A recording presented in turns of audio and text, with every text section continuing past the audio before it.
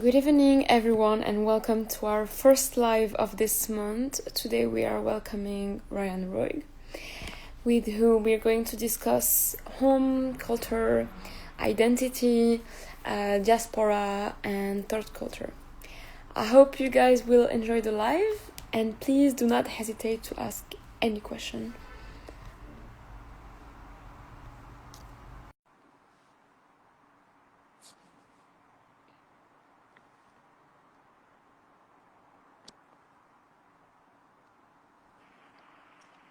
Hello, Hi, how are sorry, you? just got out of the shower.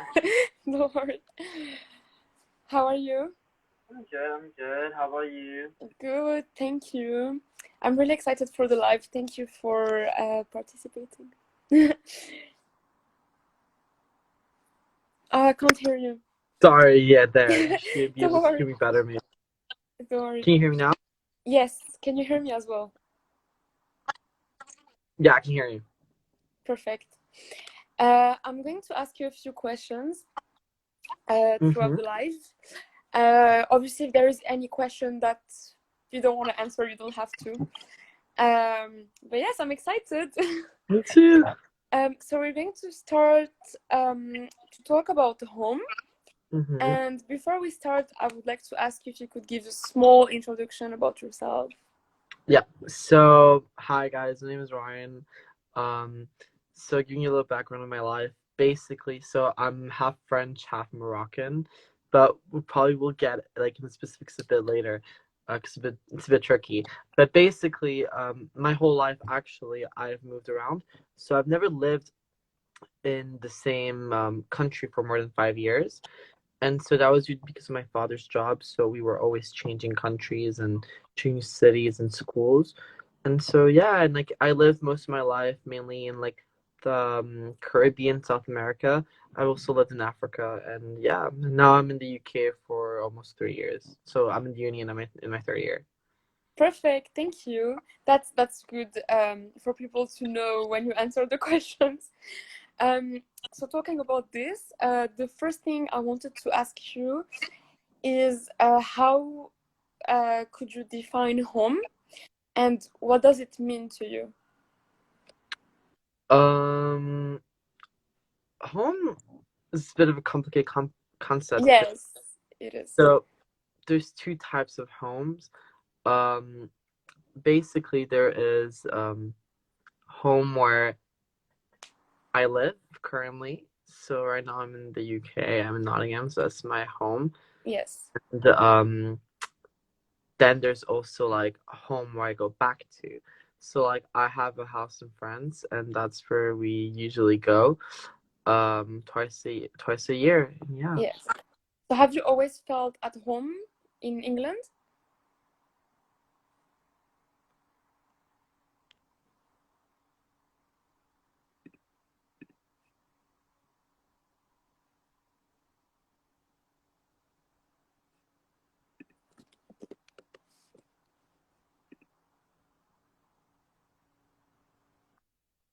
Yeah, I think Don't it's worry. working out. Sorry. Don't I worry. think there's like problems. Don't worry. So thank you for your answer. Have you always felt at home in England then? Mm, like it's interesting. So like yeah, I feel like it's where I'm living. Like, and if I go like, oh, I'm going back home, so I'll say it like to people, but it's an interesting concept because it's home where I'm living right now. It's like where I like Yes. sleep, where I like live, but the sense of like coziness, like of if I close my eyes and reflect and I'm like, oh, where I want to go, I wouldn't think of the UK automatically. So it would mostly be like where I live in France. So yeah. Okay. Um, could you define your culture and maybe give some examples of your culture as well? So, see, it's really interesting the concept of culture with me because, so you know, um, there's the whole idea of like being, a third culture child, where Yes. you're like, you have like the culture of your family. So usually like Yes. immigrant children. It's like actually a concept was in America, I think, created by psychologists, and basically it was you're a child from an immigrant family, and you live in your host country, and so that's two cultures, and you're a blend of those two cultures, and then you're the third culture. But see, for me, it's very interesting because like both of my parents don't come from the same cultural background at all, and I've lived in different countries as well. So in a way, it's like fourth culture, fifth culture, because every time like I go Yes. somewhere else, I I gain a bit of that culture, and so in music I listened to for example, like as a kid I grew up listening. I lived in South America, so I listened to like a lot of Latino music. Yes. Uh, you know, things I cook like my mother is Arab, so I cook like a lot of Arabic food at home. But at the same time, I also, I speak French. That's my native language. I go back to French. I do very French things in some ways. But at the same time, for example, there are words and like some like items. Like for example, a fun fact is like, so the last country I lived before coming to the UK, which is Trinidad and Tobago, um, they have a word for like hanging out, which means liming. And so like Okay. for the longest time, like that's gonna stick with me when I came to UK, and I'm like, oh, we should totally have a lime, and I'm like, oh fuck, like no one actually knows what I'm talking about, you know? You So couldn't separate anymore. Yes, I know what you yeah, mean. it's like it's small aspects of everything, but that's what I like. Like a lot of people ask me, what's your favorite country you've lived in, and I go like, there isn't really a favorite country because each country has their own positive aspects, Of and course, if you can't people like, compare them. yeah, you can't really compare because everything is different. So yeah. It is, and I think because I was talking with Lina about it last week in the live, Hmm. um, I think it's important to consider culture relativism. Like you shouldn't compare cultures between them and think that one culture is better than another. So I totally get what you mean. Uh, so because of that, do you think that your culture is separate from your home, or do you think there are two things that are linked?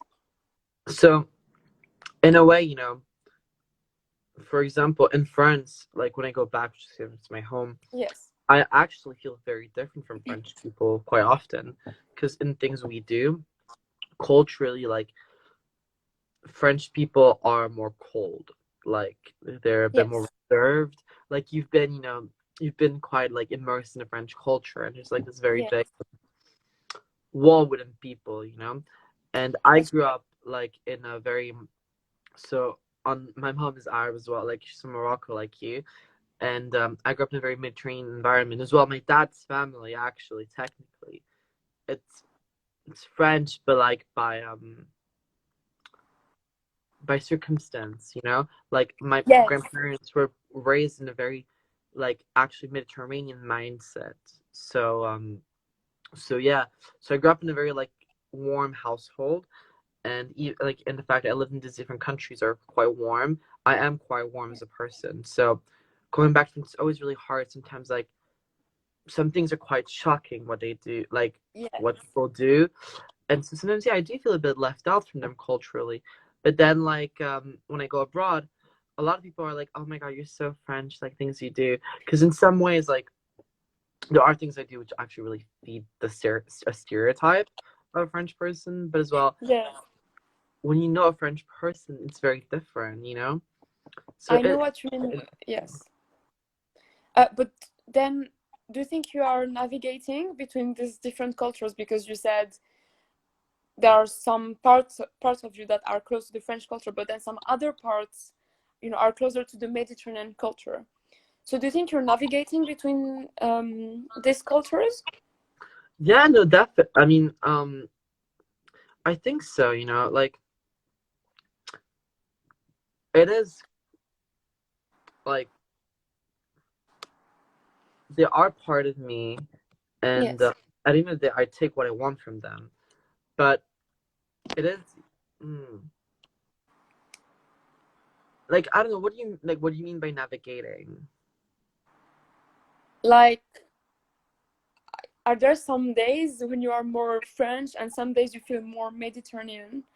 or is it, just a big mix that makes you? Because, for example, for me, sometimes I feel closer, like some days I feel closer to Morocco, but some other days I feel, more French, which is really weird. But I think it depends on the environment as well. But do you feel like that as well? Yeah.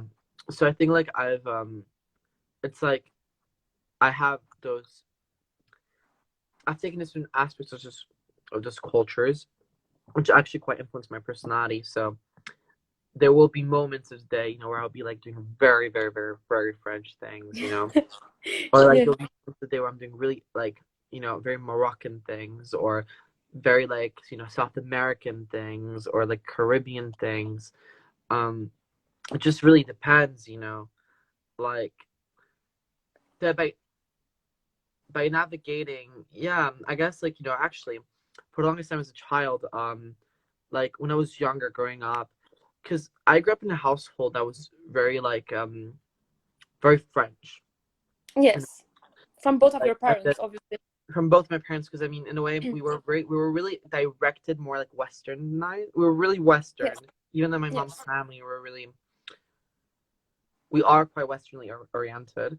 So at home so I don't speak Arabic, unfortunately, but that's a more complicated story because as a kid I had to learn other languages. But um we grew up speaking French at home, and so a lot of things that we did were really French. So for the longest time I really kind of like didn't really like not like things that were Arab were normal for me. But then Yes. I would see like actually a lot of hatred towards Arabs around me, like because as a child, like after 9/11 and everything that had happened, So did you feel that uncomfortable being I guess half like Moroccan? I guess maybe like being associated with something that I knew wasn't me, Yes. um, in a way bothered me because I was like the exposure I was getting, and Yeah. the reactions from people, you know. Yes. So I guess like I didn't really acknowledge it. But as growing up, I started realizing that it is something that's part of me and is a culture I'm very much in touch with. So like I should instead embrace it, and make it like a strength, because there is nothing wrong with it, and it's just as well to portray how the Western media um portrays Arab people. And you know also you need to look at it that like the length of things are very Eurocentric, Yes. the information we get. So So do you think because you were scared of people associating you with a minority basically, do you think it had an impact on accepting yourself, as a half Moroccan, half French, but growing up in South America? Do you think it had an impact on that? well, mm, yeah, because I was like, I don't want to be discriminated from people. You're the new Yes, person, you're coming in, you're feeling the water, you don't really know how things are. um like you don't really know how people can react to of things. course, yes. You're feeling it, you're like, this is interesting, let me try and like you know talk to people. But interestingly enough, like once again, it was actually like in the last country I lived in. There's a really, really big Lebanese Syrian diaspora in Trinidad, like huge. Like the biggest wave I think came in the 40s or something like that.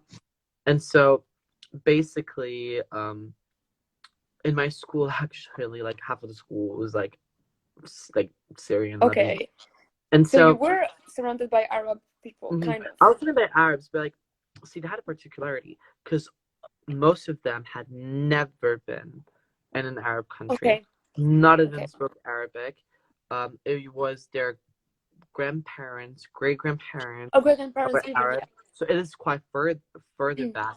But I remember every year, my school used to throw this international week because I went to an Okay. international school, and so they would celebrate every nationality in the school, and at the end it culminated with this food festival.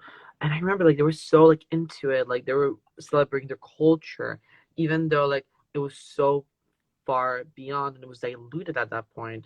And I was like, wow, if these people like have the strength to celebrate that way and they're appreciating it, why me, someone, who is like Arab, and who And more has lived Dutch than in them. Arab countries, why am I not embracing it?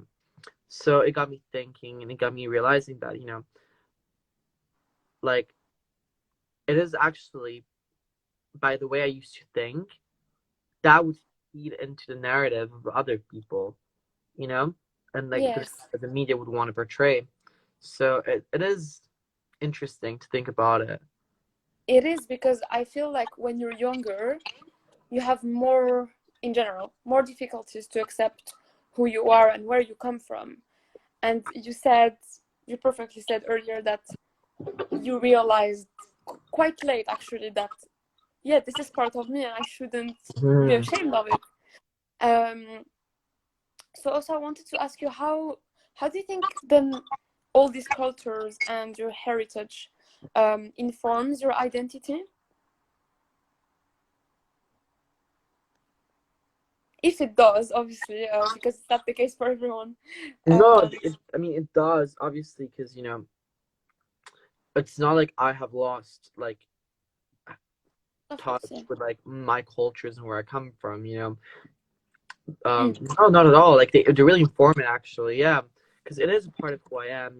I listen to Arabic music. I cook Arabic food. I go to France. I speak French. I cook French food. Um, I'm in touch with my family's history.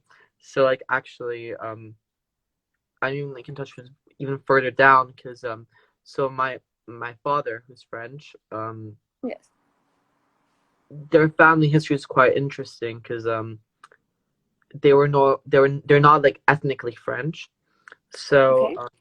like the country Algeria, um like biggest Arab country, well actually one of the biggest countries in the world, um used to be a French colony, and it used to be a very very very important French colony. It was like the India of France, and Yeah. in it a lot of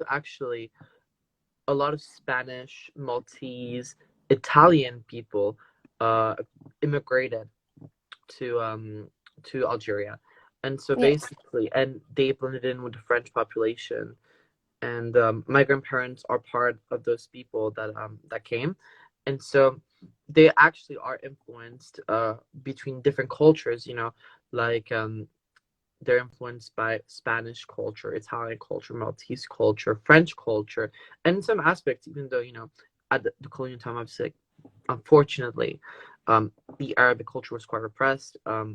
Yes. They were actually still influenced by Arabic culture, and actually Jewish culture as well. Jewish culture, yes, because it's an ethnicity and a culture and a religion. Yeah, no, it's Um, so, just for people that are watching, you're saying that basically your grandparents were actually ethnically from Spain, but they Mhm. grew up. Well, they grew up. Sorry, they lived in Algeria. Yeah, they So grew up. your Yeah, dad ethnically is actually Spanish, yeah. but French in terms of nationality. Okay, that's really interesting, actually. But if you That's ask them, they're like they're French. Like if you tell them they're Spanish, obviously they're not they're going to talk like about the whole no. family tree.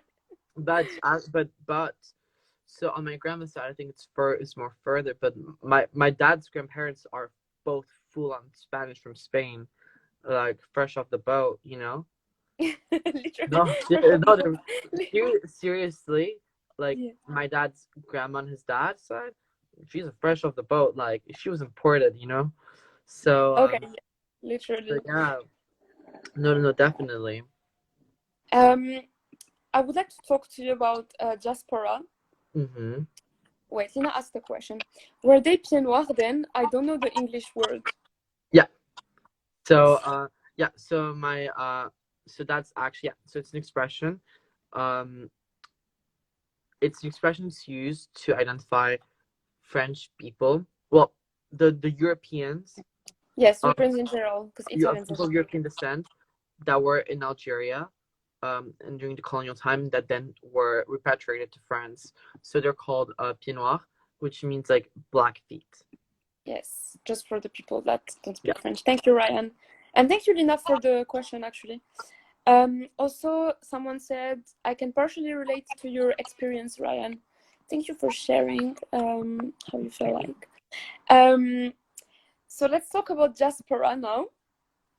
Ryan, how would you define diaspora?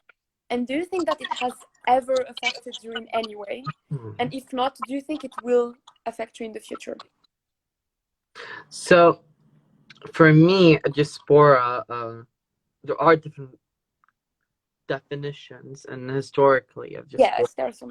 Yes. You know, like there is the Palestinian diaspora, there is the Lebanese diaspora, there the Iranian diaspora, Turkish, like Yes. the Turkish diaspora, but in a way, for me, it's like they have immigrated from their country of origin into a new country, Yes. and it's like they're permanently there as a group, as a community, and within that country a lot of times. Whereas for me, I don't know, I've never thought of it, to be honest, because I've never identified just as a member of any diaspora, because simply because I grew up in quite a diverse environment. So like, Yeah. you know, unlike people, unlike people, everyday people, like that live in the UK or in France or in the US, where they're only seeing like French people, British people. I grew up seeing people from different nationalities and different cultural backgrounds. So, and it was never actually. It was usually like we were all one of each. You know what I mean? So it'll be Yes, like yes. me, one like half French or Moroccan. It'll be like the Spanish boy. There'll be like the Chinese girl. There'll be like the Indian guy. So like Yeah. it's one of each country. We'll say. Um, so it was in a way very diverse and not a community sense of community. So I've never had that feeling per se. And as well, even growing up, I never, well, first of all, it was really rare that there were French communities where I lived. And also, we never really interacted with them, my family and I.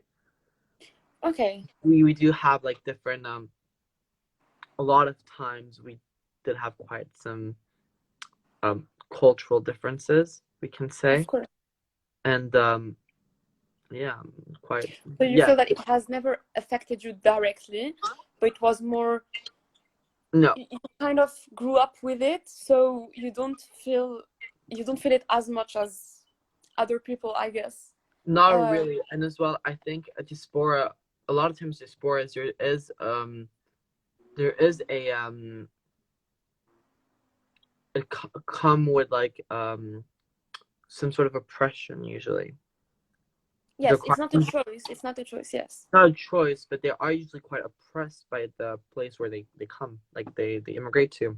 In the Not second, yeah, the one they moved in. they are set apart, you know, and they Yes. are affected by racism and things like which I have never felt really, because Yeah.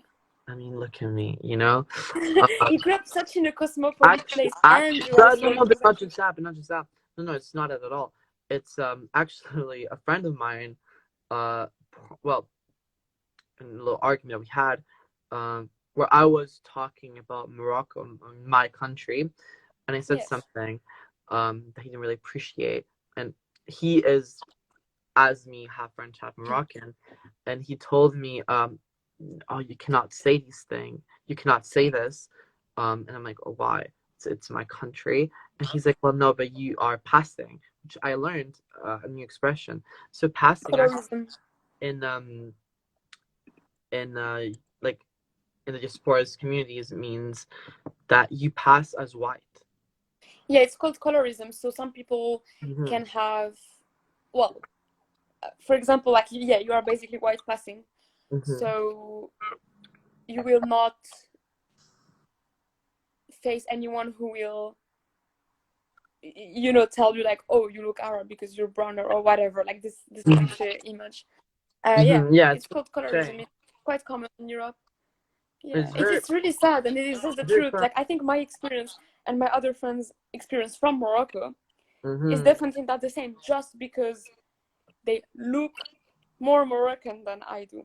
No, And I guess definitely. it's exactly what you're explaining, and it's really sad, but it's the truth. And I don't think it's going to change now. It will change in the future, but I think people don't realize sometimes that some countries are very diverse, and the best example for that, in my opinion, is Morocco, because Mm-hmm. no one looks the same in Morocco. There's Yeah, not like no, the thing a is, yeah. stereotype, and people forget that, they Mm-hmm. just forget. I'm not finding an excuse for them. That's not that's not No, what they're I'm doing. not. But see, Just but interesting because a lot of times it's not their fault. I think it's the exposure we get from, there are yes, maybe nowadays, with like platforms like Netflix where they are, they offer shows like original shows from different they do. countries with those countries' actors. Yes, So you get like more diverse. One example is there was this Turkish show that came out during like first lockdown. yes. I And think we talked about it. yeah, and everyone's like, Yes. "Oh, none of them look Turkish. Like, what the hell? Like," It's and I'm like, "Are you stupid? Like, do you like Turkish people come in all sorts of shapes and different skin, yes, I agree. different hair color, different hair textures. So it is not just a box. Yes, it's not, And and I think it you and is I. good Yeah, because it's giving an exposure and yes, it's in a lot of countries, like once again an example of Trinidad, yeah. because it's actually from a social point of view, it's a really like interesting place. You told me, That yeah. country is not homogeneous, so you will never be like, oh, how does like a Trini look like, because there is not Yeah. like how a Trini looks like. It used to be a colonial country from the British Empire, so they brought people from everywhere. You have Indian descendant Trinis, you have Arab descendant Trinis, you have white descendant Trinis, you have Chinese descendant Trinis, you have Yes, African descendant Trinis, you have Amerindian like descendant. that's So it's those different people that make up the country, and it's like a rainbow. It's like yes, it is. different It is. colors. It is, and I think you and I already talked about it last year, but I'm just gonna point it out for the people that are watching. In Morocco, there is a very specific region in the mountains, actually, in which people are very, Asian looking. Mm-hmm. And this is due to many environmental factors, and actually, like, scientists have made research on that. And you know how like the environment has an impact on your physique. Mm-hmm. Um, but then, as you know, in the north, people in Morocco have blue eyes and they have blonde hair in Mm-hmm. general. Yeah, But but then in the south, people are tanned. So it's, mm-hmm. as you said, it's a rainbow, and I think that's what makes it beautiful. Obviously, Mm-hmm. if everyone was the same, that would have been so boring. No, yeah. Um, Lena, that you've interviewed last week. Morocco, Jordan, neighboring countries. yes, They're both Arab countries, but we also have like native people, autochthon people, which are Amazigh. And yes, Lena, for example, is an Amazigh. She is like her family is native from Africa, and exactly. she is blonde, has green eyes. With blue eyes, She's more literally. pale than me. So like a Yes. lot of times people are like, no, you cannot. And as well, a big thing that you have is well colorism, that I've seen in Europe and America, is a lot of people they're like, oh, I remember I was in this society event, and they're like, is there any African people in the room? Raise your hand. And I raised my hand, and there was this Nigerian girl that also raised her hand, and everyone just stared at me like, what are you? And someone's like, oh, are you from South Africa?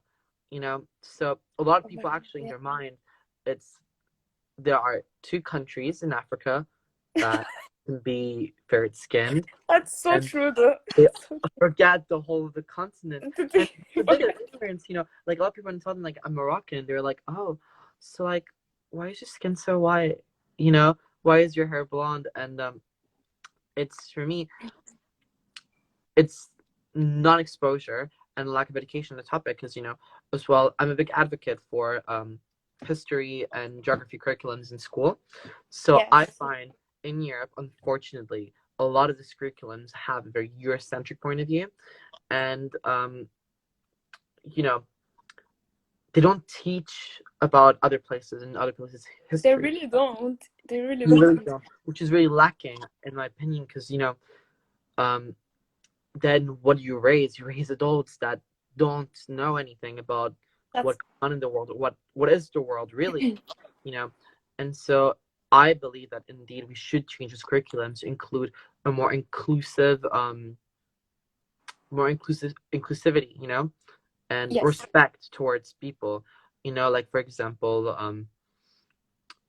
maybe you have heard. I mean, some of you have heard what happened in France a few weeks ago. There was so unfortunately there's this magazine that keeps on doing these caricatures of the Prophet Muhammad, and they keep on publishing new versions of it always over and over, and they like the scandal. And there's a history teacher who in his class showed them there is a difference between like maybe talking about them and showing them, because by showing them you're alienating this whole part of your class and you are offending a group of people. So Yes. we should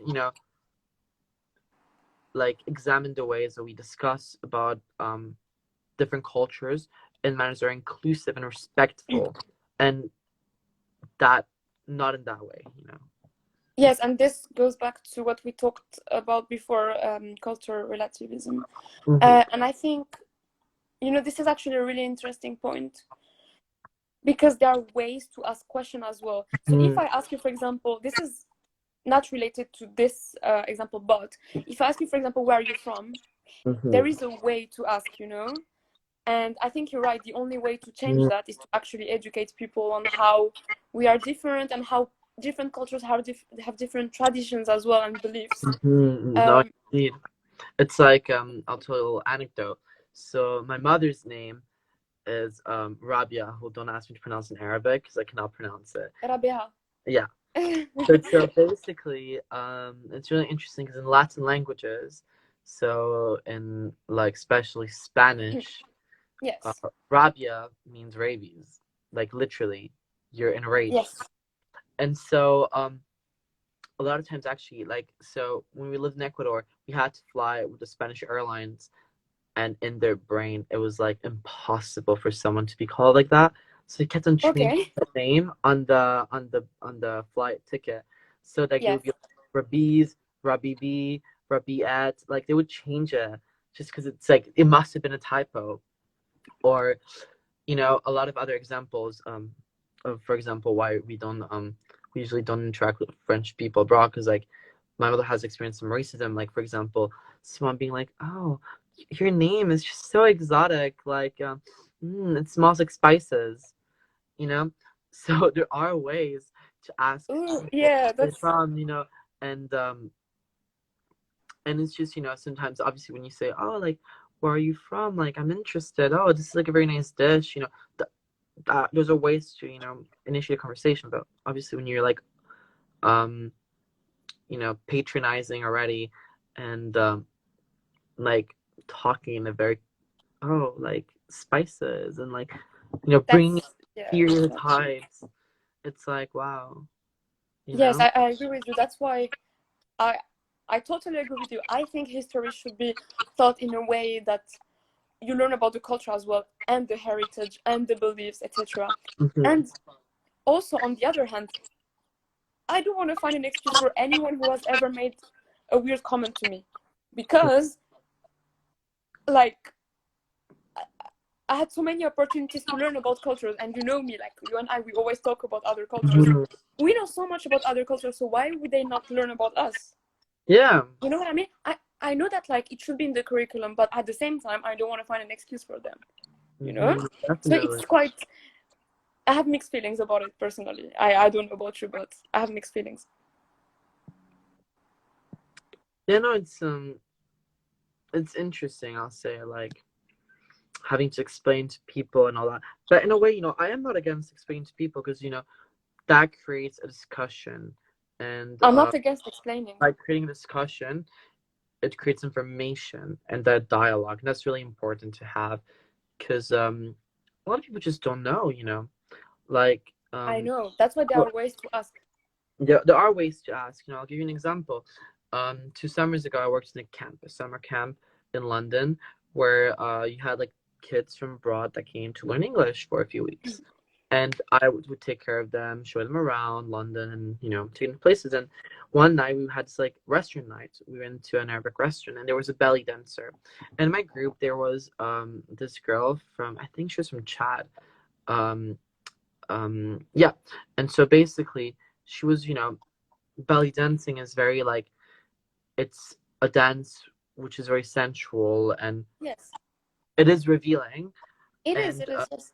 it is. And she was like, she didn't even know what belly dancing was, and she came from a very like, she came from quite a conservative Muslim background. Okay. But what was interesting about her was that at the end she went up to the dancer and asked her like, can you explain to me what this is, and like what That's it really cute. Yes. means. And she's like, are you Arab? Are you Muslim? Like, is it like, what part of culture is it? So it's really interesting when you look at it that way. It's like you want Yes. to learn, you want to be Yes, she informed. was curious. She wasn't judging. With I know. curiosity, and there's, it lacks judgment, and that's good, because you shouldn't be judging others. Of course, you shouldn't. M. Caesar has said, on the subject of names, do you agree with attributing English names to people of Asian descent? Sorry, I think it's a great cultural. Oh, I have so many Pakistani friends and Indian friends who have English names. Daniel, Sasha, like so many. So it It's a is really interesting question. It's interesting because actually my name in a way is like so my name like is neutral. So you know me as Ryan. Yeah. Um, We have so but many Ryans in Morocco, so, but there are so many yeah, Ryans here as that's well. the thing, because like, so my parents wanted to choose a name that that could blend in both of the cultures I came from, Yes, and that's what so they did with me and my sister as yeah, so they, like, my name is Ryan, and like in Arabic is Ryan, so like it blends in both backgrounds. It does, yes. Yeah. So anyway, can you repeat that question? Because like I had a little glitch, and like I couldn't hear the whole thing. Yes, of course, sorry. So he said, on the subject of names, do you Uh-huh. agree with attributing English names to people of Asian descent? Well, And then he said, I think it's a great culture disservice. yeah, like it's a name, and at the end of the day, you're like, if you give that name, you're appreciating the name, and because I mean, to name your child something, it must mean that you like the name to a certain degree. So yeah, embrace it. Like I'm down. I like, um, see, I have an interesting take on cultural appropriation. A lot of people will be like, oh, you know, a white girl wearing, for example, like a nice culture, like dress from a different culture, and portraying it in a good way. I've seen girls being lynched for that. You know, Yes. Because why? If she's It's, wearing like, there was this huge thing with this girl a few years ago who wore a traditional Chinese dress for her prom, and she got bashed by the internet. And I'm yes, like, cultural appropriation, why? etc. Like that for me, that example was cultural appreciation. And I think it is great that, like, I think it's good that sometimes they get that exposure. Of course, it's unfortunate they don't get that exposure Yes. from people from that background always. But we are in an evolving world, and things go step by step. So it's through exposure that we get more things. Like, for example, there's a few years ago, Madonna got lynched at the VMAs for wearing a traditional Moroccan jewelry, and For the photo shoot, yes, I remember. yeah, but see, it's interesting. Like, she didn't do anything bad about it, and But to be honest, people in Morocco were happy. yeah, people in Morocco were happy. We're happy, But yes. it was the rest of the world that was like, oh, Madonna, what are you doing? but it brought exposure into the country and as well to the native people of the country, which I think is great. Yes. Sorry, Lina has said something really interesting about names, and Elida and someone else were talking about it. They're talking about pronunciation and how people don't make an effort to pronounce names. And actually, I noticed something. In uni, there are so many people in my course who have, in my opinion, very easy names to pronounce. And there's this girl from Eastern Europe who I think has an easy name to pronounce, but she tells other people to call her with a nickname, basically. And I think it's really sad. It's because other people couldn't pronounce her name in the past that she's telling people, oh, call me that way, you know? Because she knows people won't be able to pronounce it. And that's sad. It's sad, yes. But people don't put enough effort, usually. Yes, they don't. A lot of people are like, oh, like actually one of my new friends, one of my really close friends, Otis, so yeah, he tells me to call him Otis, or everyone that he meets now Otis, but his real name is not Otis, and he's from Greece, so his real name is Panagiotis. So it's like people have in the past struggled to say his actual name, and they're like, oh, like just don't try, like my friend Kana as well. A lot of people from Greece use their nicknames, like her name is Kana. Well, her nickname is Kana, but like her real name is Kostelina, So, yes. I don't think it's hard to pronounce. I just think people should make an effort. I have a very close friend. Her name is Pavlina. She's from Cyprus.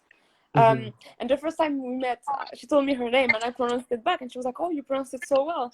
And I told her, it should be a normal thing, but it's not. As you just said, they shorten their names too. And yeah, I think it's sad. So Elida said, where do we draw the line with cultural appropriation and appreciation? And then she said, like Adele's Notting Hill Carnival Instagram post was very much on that line. I agree. For me, Adele's post is, she's loving the carnival, I've been to real Caribbean carnival. Trinidad has the biggest carnival in the Caribbean, and you see them from every like different backgrounds, skin colors, different shapes, participate in it. So it's not just, it doesn't belong as well to one group, for that example. And where do you draw the line? I think that you draw the line when you're being disrespectful of someone's culture, when you are offending someone. Like, for example, when there's a movie that I quite like, Breakfast at Tiffany's, and Audrey Hepburn's I don't remember the name of the characters, but Audrey Hepburn's neighbor in the movie is a Japanese man who's portrayed by a white man. So for me, that is cultural appropriation. That is, disrespectful. Yes, and the way they portrayed him as well in the movie, he's always like angry that she rings and things like this, which or when you're fetishizing, also like for example, when you're fetishizing people of different ethnicities, for me that is wrong, and it shouldn't be a thing. Like, it is a complicated line, but you need to read between you need to read the people, because not everyone has horrible intentions. It doesn't mean that because you're wearing, like bantu knots or braids, or you're wearing a kimono, that it means that you're being racist or that you're appropriating someone's culture. Because honestly, if someone is wearing if someone is doing those things, doesn't mean you're appreciating it, we live in a very global world. Yes, that's what Amsterdam was pointing out. He said that at this point it's globalization more than appropriation. Yeah. Which I agree on a certain extent. But yes, Ryan, actually I would like to say something. When I see people wearing Moroccan clothes or Moroccan jewelry, it makes me happy, because I'm thinking, they love their culture so much that they even want to, No, yeah, appreciate it on the clothing level. Yeah, no, and and you know with what? I'll respect. going back to that question. Another thing is like, for example, because I have seen like examples in the U.S. where you Yes. had like African American girls that were told that their hair should look natural, and Okay. it should be kept. So and that some types of braids aren't allowed because it doesn't look clean. You know, That's and yeah. I sure, heard about jobs when as a well. Some white people person does it, that's fine. That for me is wrong. find it You know, so rude. treat I everyone found on it. the same level. Yeah, I heard some people had issues because they had afros, and Hmm. someone at work told them, "Oh, this doesn't look professional." Yeah, no, How? It's just that's another story, but it makes me so hungry. Not gonna lie. Anyways, I just wanted to ask you one last thing before we finish the live. hmm And I know you have talked about it earlier, but do you think you have a third culture? yeah, I have third, fourth, fifth, sixth, seventh, eighth culture. Because at the end of the day, I am a product of like my two family backgrounds, and I'm also a product of every place I've been and visited. Um, Yes. so yeah, um, So do you think you have a British culture? I mean, I'm gaining some parts with them, some things, Yes. and one last thing before I close, before we close, sorry, Don't um, worry. It's so interesting. Yes, it's go on. you know, as much as there are borders on our maps, there are borders in our minds, and we have this rigid construct of what people are, what people should be, and where people should come from.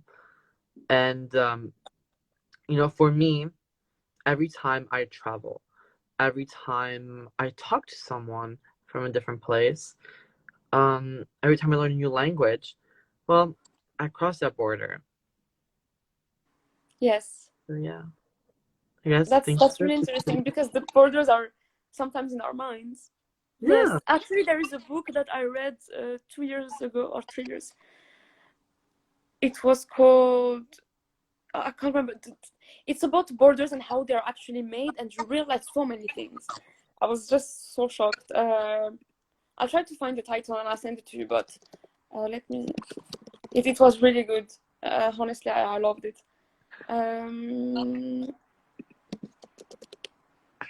Let me find the name. Okay, I'll find it and I'll send it to you. But it was about borders actually, and when I say borders, I mean physical borders and imaginary borders. You know. Mm-hmm. So yeah, it was a really interesting book. But yes, it's the end of the live. I just wanted to say thank you so much for being transparent and sharing personal stories as well. Yes, no, Your definitely. past. Thank you. It was really nice. I hope you enjoyed it too. Yeah, it was I lovely. hope you enjoyed Thanks for talking having to me. Ruth. Yes, I'm going to post the live, so I'll send it to you as well if you want to share it. Yeah, Thank you. Thank you for everyone who asked questions, by the way, and yeah. Thanks for for being everyone who has made comments. Thank you. Anyways, bye guys. Thank you. Bye, Bye everyone. bye. Take care. Bye bye. Take care. Bye.